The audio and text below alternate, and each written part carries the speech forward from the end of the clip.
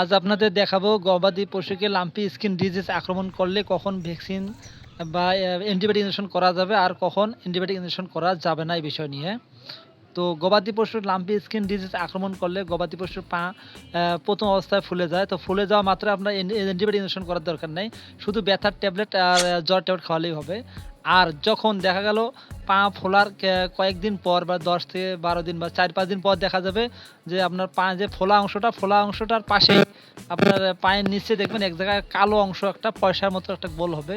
তো অনেক সময় কালো দেখা যাবে।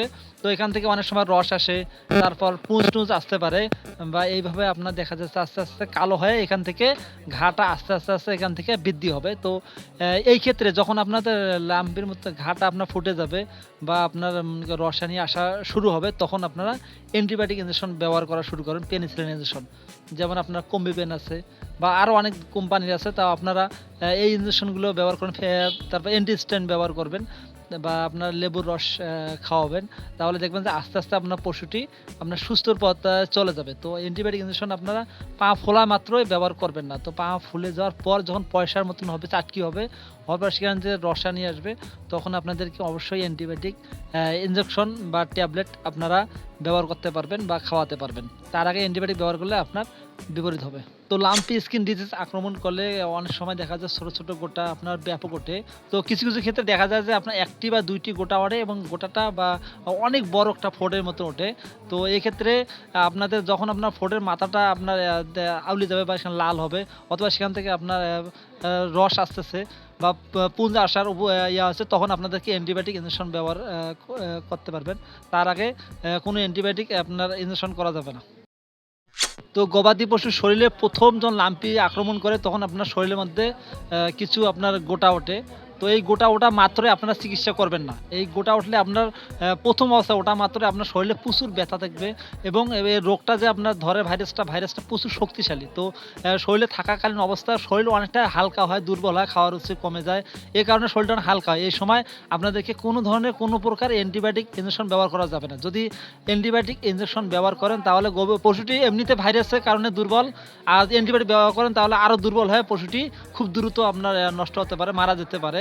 তো এই অবস্থায় অ্যান্টিবায়োটিক কোনো ইনজেকশন ব্যবহার করা যাবে না। তবে যখন আপনার গোটাগুলো ফেটে যাবে, দ্বিতীয় পর্যায়ে যখন ব্যাকটেরিয়া আক্রমণ করবে, তখন আপনারা অ্যান্টিবায়োটিক ইনজেকশন ব্যবহার করতে পারবেন। তো তার আগে কোনো প্রকার অ্যান্টিবায়োটিক ইনজেকশন ব্যবহার করা মানে এর মৃত্যুর দিকে পশুটাকে ঠেলে দেওয়া।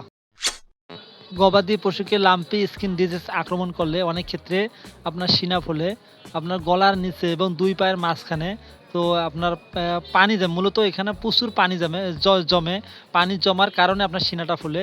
তো এই ক্ষেত্রে আমাদেরকে অ্যান্টিবায়োটিক কোনো ইনজেকশন ব্যবহার করা যাবে না। তো এই ক্ষেত্রে আপনারা কি করবেন, পানিটা শুধু বের করার জন্য একটু অপেক্ষা করেন, ২-৩ দিন অপেক্ষা করার পর এখানে দেখবেন নিচে একদম নরম হবে, সেখান থেকে পানিটা বের করে দেবেন। আর সিনার পানি বা শরীরের অন্যান্য জায়গার পানি বের করার জন্য একমি কোম্পানির একটা ট্যাবলেট আছে ইডিকিউর। তো এই ট্যাবলেটটা যদি আপনারা নিয়মিত খাওয়ান, ৩ দিন থেকে ৪ দিন খাওয়ান, তাহলে সিনার পানিটা সম্পূর্ণ বের হয়ে যাবে। এখানে আপনার প্রচুর পরিমাণে আপনার ব্যথা হয়। তো ব্যথা হলে আপনার PK5 ট্যাবলেট আছে। এই ট্যাবলেটটা খাওয়ালে আপনার বিষ ব্যথাটা আপনার কমে যাবে। আর একটু জ্বর আসতে পারে, জ্বরের জন্য আপনারা এইচভেড ট্যাবলেট খাওয়াবেন বা ফাস্টভেড ট্যাবলেট খাওয়াবেন। তাহলে আপনার বিষ ব্যথাও দূর হবে আর আপনার রোগটা দ্রুত সেরে যাবে। এখানে কোনো ধরনের অ্যান্টিবায়োটিক ইনজেকশন ব্যবহার করা যাবে না। লাম্পি স্কিন ডিজিজ গরুকে আক্রমণ করলে তো ১ম অবস্থায় আপনারা শরীরের মধ্যে প্রচুর গোটা ওঠে। তো গোটাগুলো কিছুদিন পর গোটাগুলো ফেটে যায়। ফেটে গেলে সেখান থেকে রক্ত আসে, পুঁজ আসে বা আপনার সাদা সেখান থেকে পানি বের হয়। আর অনেক সময় ঘা হয়। তো এই ঘা হলে আপনারা ২য় পর্যায়ে আপনার লাম্পি স্কিন ডিজিজের ২য় পর্যায়ে ব্যাকটেরিয়া আক্রমণ করে। এ কারণে আপনার এখানে ঘা হয়। তো এই ঘাটা আপনার ভালো করার জন্য আপনাদেরকে অবশ্যই পেনিসিলিন ইনজেকশন ব্যবহার করতে হবে ৪ থেকে ৫ দিন। তো এক্ষেত্রে আপনারা কম্বিপেন বা প্রোনাফেন এই জাতীয় আপনারা ইনজেকশন এখানে ব্যবহার করবেন। আর আপনার ঘা শুকানোর জন্য এখানে আপনার লেবু খাওয়াবেন, অথবা ভিটামিন সি পাওয়া যায়, সি খাওয়াবেন, তাহলে আপনার ঘাটা দ্রুত শুকে যাবে।